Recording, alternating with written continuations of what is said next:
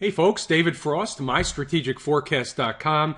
You're here for another episode of Common Sense Market Analysis. Today is Friday, June 19th, 2015, and this is a 60-minute chart of the SPY, and it's not the one I wanted up on the screen. So let's flip over to the E-mini contract, and I've updated all the numbers.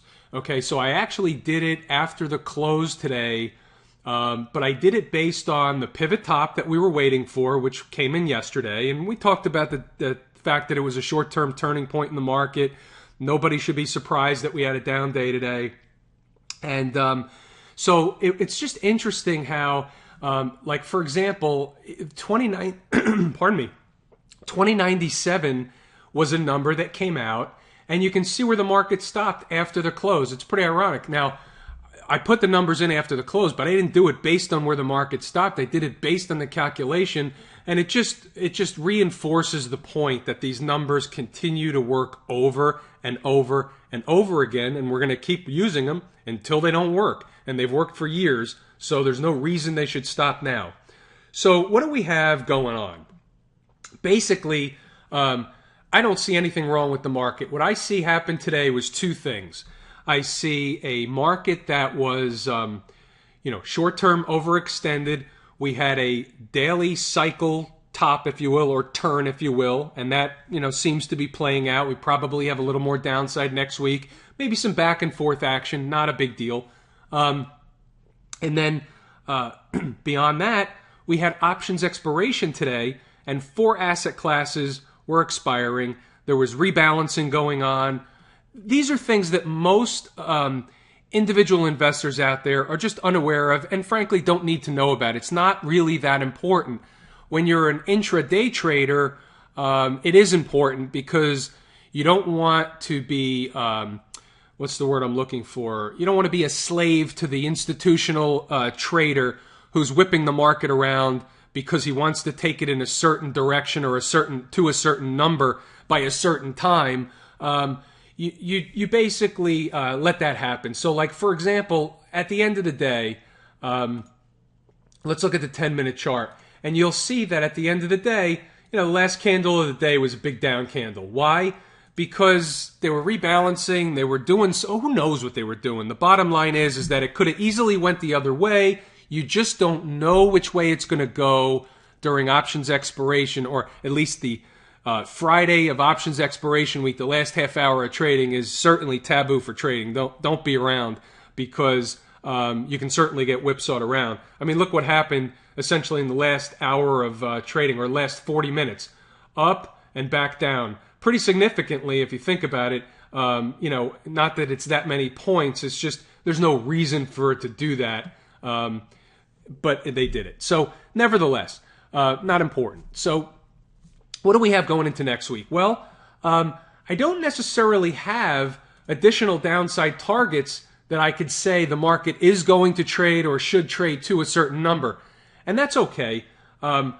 What I would say is if we see any kind of downward pressure on Monday, it's likely that we'll come into this 2090 area, and that'll be really, really good support. Why? You have the 200 period moving average upsloping into this 2090, it's really 2090-50 area, which is one of the calculations. And you can see where all this, this was resistance, and then it was support, and then it broke down, back over it. And, then maybe it became less important than it was over here. But you can certainly see how the market thinks that this 2090, 2091 is important over here. Okay, so I'm suggesting that with the 20-period moving average sloping up and you have 2090, 2091, which we've seen that number for weeks now, right? I've been giving you that number over and over again. That should be good support. Now, of course, the wild card is, are we going to have some more Greece nonsense? Is all of a sudden Russia's going to bail out Greece? And this, who cares? It'll go away again. Greece has been going on for 5 years, okay? They're not paying back the money to the European Union. They're not paying Germany. They're not going to pay Russia if they borrow money from Russia. They're not paying. By the way, just like we're not paying. At some point in time, the United States of America will most likely default on a portion of our debt, which is like 16 or 17 trillion dollars. There's no chance that we can raise that money and pay it off. Why? Because A, we run a budget deficit. So if we're not running a budget surplus, then we don't have the money and we continue to borrow to fund our obligations on a daily, weekly, monthly, and annual basis. So if we have to do that, there's no chance that we can pay back that debt. How much of a budget surplus do you have to take a dent or to take a chip out of 17 trillion? It's not going to happen, folks. You know it. I know it. The fans at home know it. Everybody knows it. The politicians pretend that we're going to get in a better financial position. The economists pretend that we can pay down the debt. They pretend Congress is doing the right thing and all that stuff. It's all pretend. They know deep down that it's not going to happen, but it's not popular on television, for example, to talk that way because you don't get invited back. They want to hear certain things on television. Negativity doesn't always sell ad space. So you have to take all that stuff with a grain of salt. When you have a banner at the bottom of CNBC that says sponsored by BlackRock, and then you have a chief economist or a portfolio manager at BlackRock on TV, they're not going to ask that guy any tough questions. They might stop advertising. So everything that goes on CNBC, you have to take with a grain of salt. It's mainly nonsense. It's the 80-20 rule. 80% of it is bullshit. 20% of it is stuff that's probably realistic. But after that, that's it. You don't really need them. All you need is the charts, believe me. All right, so probably some more downward pressure next week. But all in all, we should be in the beginning stages, or let me rephrase that. We were in the beginning stages last week at the low, but we should be, and this is just like we said, right? This was a higher low. So low, higher low, higher low. That's what we were looking for. We were looking for 208 on the spider and 2062. It was a different contract back here when it was going on, but the September contract's 2062. We were looking for that to be support, and look what happened. We got a blast off. Now all we're doing is retracing, and all you did so far was retrace 50%, right? So that's fine. 50% of the move from here to here. Could we retrace a little bit more? Sure. And that's okay, as long as we take another leg up higher. Remember, A, B, C, right? A, B, C. Anywhere you want to take it from. A, B, C. A, B, C. You can do it in both directions. The market moves essentially in waves. Now, some might think that Elliott wave.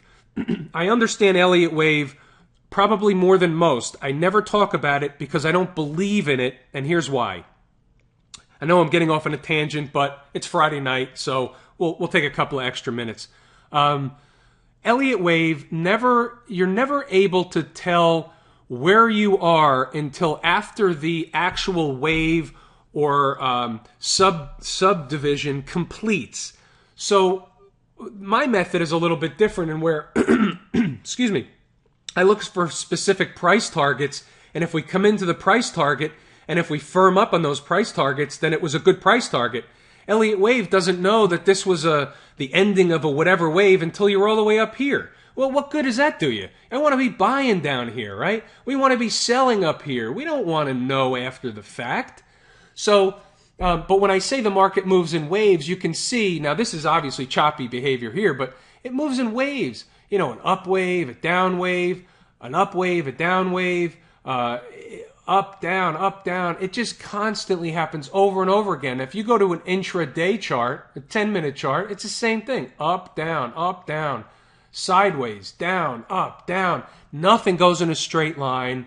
The market moves in, usually ABC fashion, right? Up, down, up, down. So, some people say, well, that's the market designed to whip you out. Well, not necessarily, or maybe so, but it moves in waves. So as long as you know the waves are coming. So for example, we had a big down move here, okay, today. This was today. Intraday, we had a big down move. And when we came into this level, it's not surprising we saw a bounce up. And then, the last candle of the day was maybe a surprise to most. But either way, That's the way the market trades. So you just need to get used to it. When you've been looking at it for 25 years, you kind of know the way it works. You know what's coming. You know what to expect.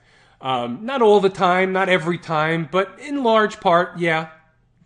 All right, enough rhetoric. I'm sorry to take up your time with that nonsense. Let's go over to the gold market. And so gold had an interesting week, all right? Now, where do we go from here? We know that we've been saying we're expecting higher prices in gold. Been saying it for a long time. Anybody that's been listening here for any period of time knows that I've been saying for a long time, we're going to have a bullish force in gold, sending it up to around double top or higher, okay? This double top, not this one yet. This double top, okay? So, so we got a big move yesterday. Today was a nothing day, a pause day.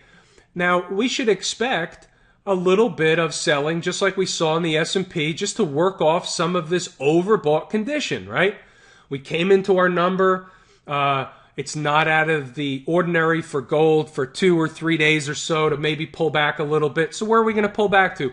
Well, certainly a reasonable stopping point for gold would be the 50-period moving average, which is about 1295, 1294. To me, that's a reasonable place, okay? Beyond that, we start looking for the 1185. So we got 1195, then 1185.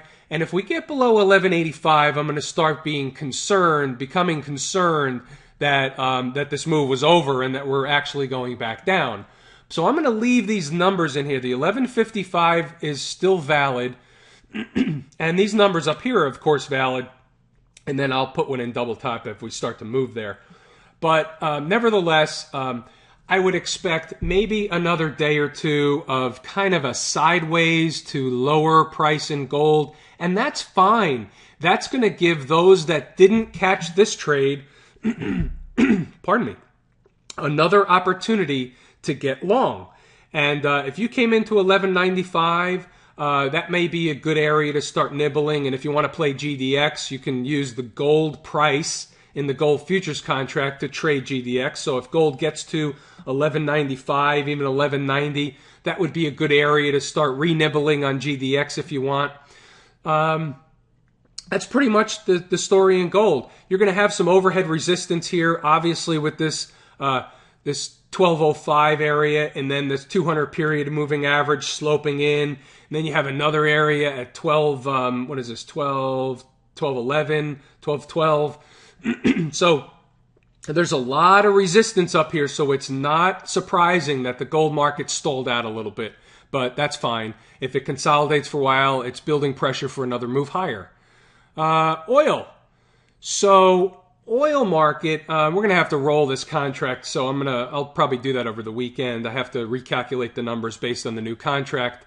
But in oil, we had a little bit of a down day today. And again, last night we talked about it being in the middle of the range, so there's really no trade. We came into the 58.70 today. It looks like I really wasn't watching oil all day. Let me see where that was.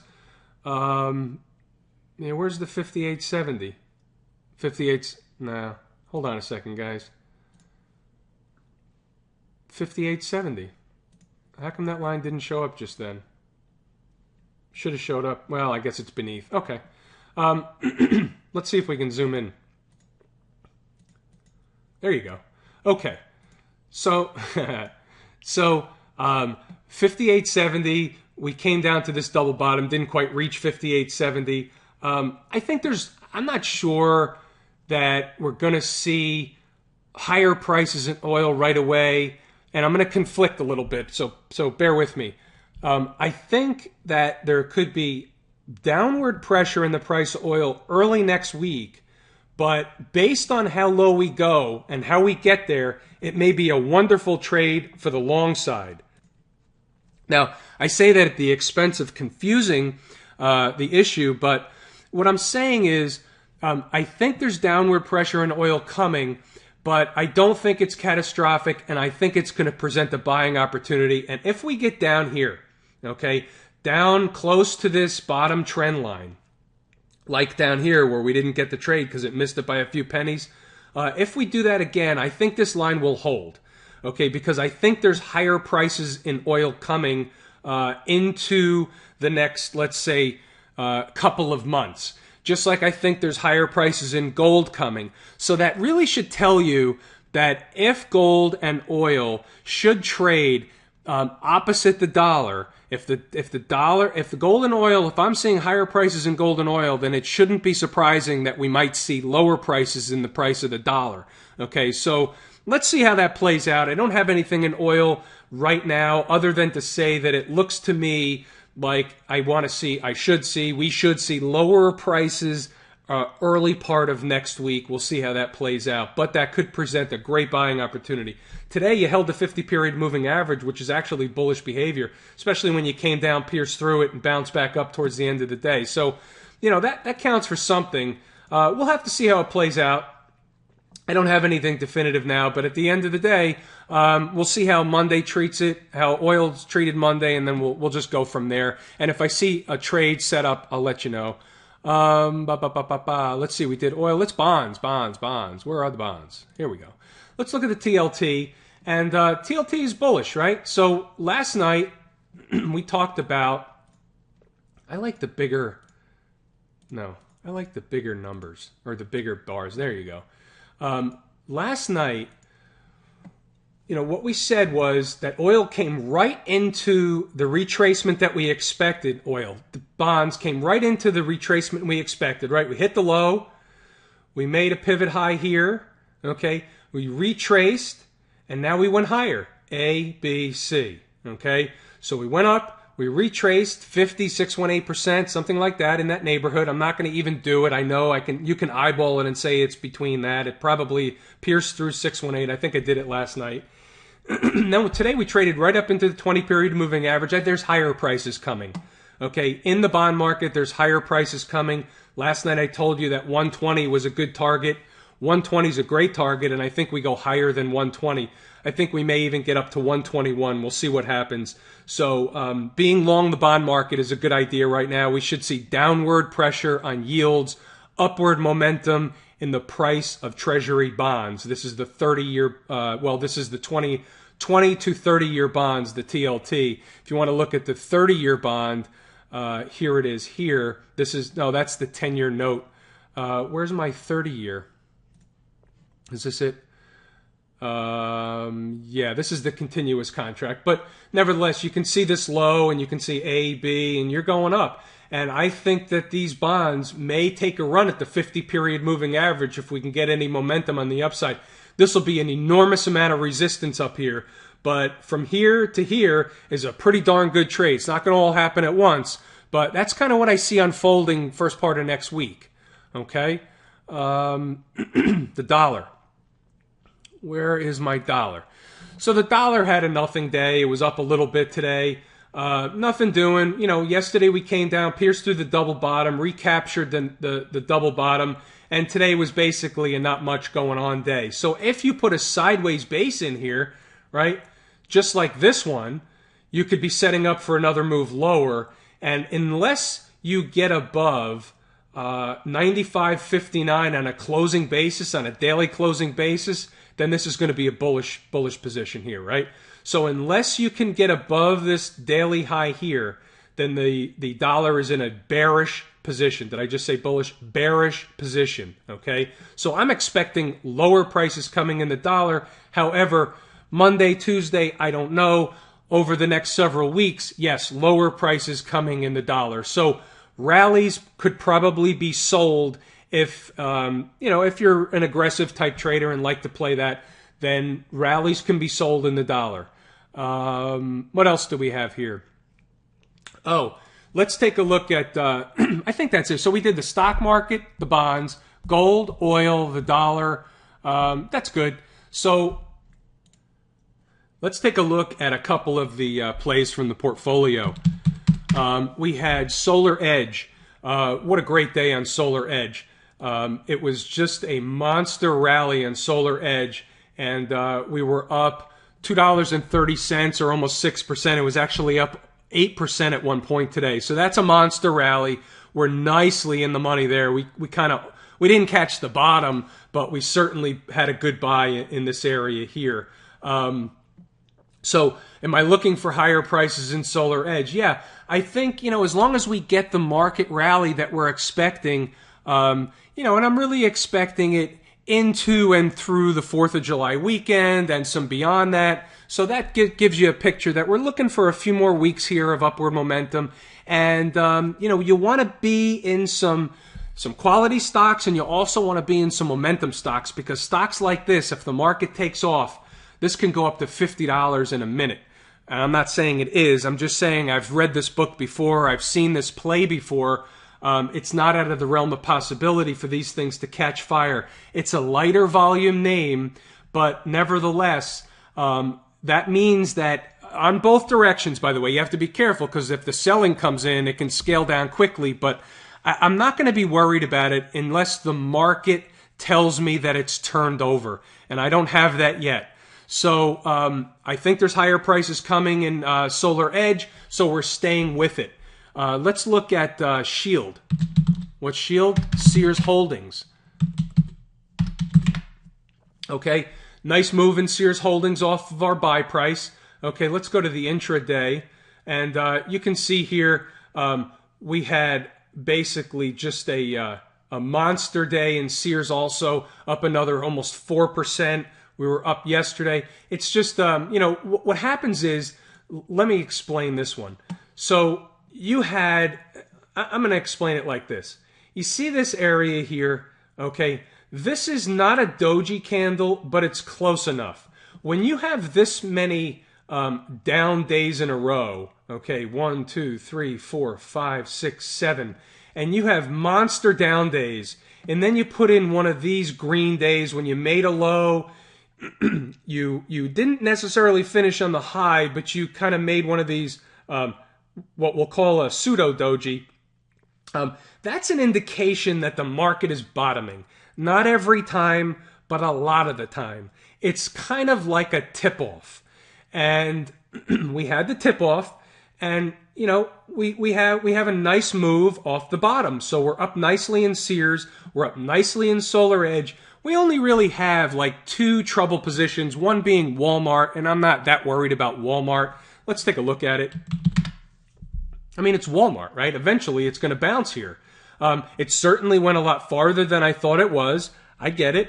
That happens. This is the risk business. Not every stock that we buy is going to be a winner. Not every trade we enter is going to be a winner. But, most of them are good. I mean, if you look at the portfolio, most everything is fine. So, what we're looking for is a break of the 20-period moving average and a close above 74.27. If you get that, if you close above this level, let's just call it close above 74.5, then you're probably going to take a run pretty fast up to $76, maybe even $76.50, which this downsloping 50-period moving average will be at that level by that time, and that'll provide a pretty significant amount of resistance. But you got to hit a market rally to see it, and as soon as we're finished with this, the daily turn that we started yesterday in the stock market, as soon as give it another day or two, let the market find its footing again, and we should see another push higher. And stocks, it's kind of like rising tide lifts all boats. If the market's going to go higher, there's a high probability it's going to take Walmart and everything else with it, and it's just the way it works. So I know I got off the beaten track tonight a little bit long-winded, but hopefully this is helpful. Hopefully you're making some money. Hopefully I'm teaching something here that you're absorbing, and if you have any questions, ask me. I'm happy to answer the questions. It's my pleasure. It's what I'm here for. It's what I love to do. So I'm interested in helping as many people as I can make as much money as they can in the market. That's what I want to do. Okay, I've been doing it for 25 years in one way, shape, or form, and this is a different way than I've done it. I did it for more than 20 years. But at the end of the day, this is what I'm doing. I'm here to help you. So if you want help, just ask for it, right? You miss out on 100% of the things that you do not ask for. I'm David Frost, mystrategicforecast.com. Thanks for tuning in for another episode of Common Sense Market Analysis.